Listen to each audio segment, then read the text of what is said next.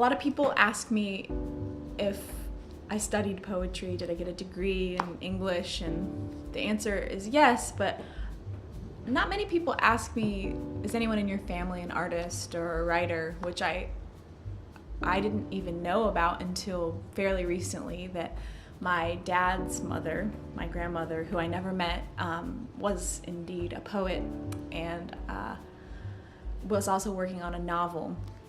And just a couple months ago, my dad brought this to my attention. Oh yeah, your grandmother was a writer. Her name is Jacqueline, and she wrote a book of poems that was published in 1947. I was like, what? How have I never seen this? And so my dad did a lot of research and found a copy of it because he didn't even have one, and just sent it to me. And I read it, and the poems a lot of them are based in, what was happening at that time in the world. Many of them are about the war and kind of carry this really strong sentiment of all the emotions that were going on at that time. The book is called Of Anger and Glee.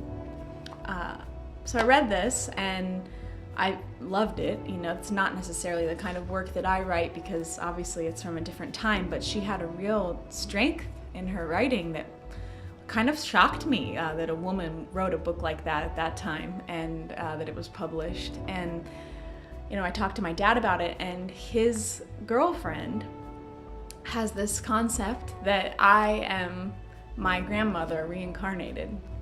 Now, this sounds kind of like a, kind of woo-woo thought. Oh, whoa, it's, I'm a poet and she was a poet. But it kind of goes a little deeper than that, which is that my grandmother had polio, and she was bedridden for a lot of her life. She was very sick, she was very ill, and she died very young. And she never really got to become a published writer beyond this book. Her novel was never finished.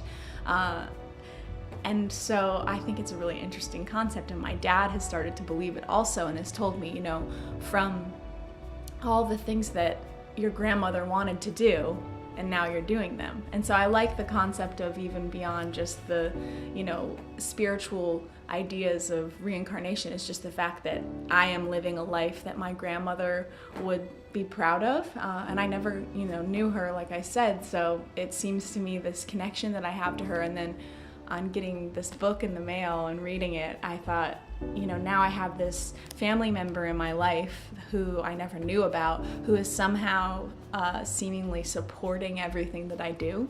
So now I get to carry this sentiment of this woman who really cared about language and verse, and I think she would be really excited about Poem Store, and that just sort of adds this whole other really strong emotion that I never had before, a real familial feeling to this whole thing that I'm doing, and I thought it was worth sharing.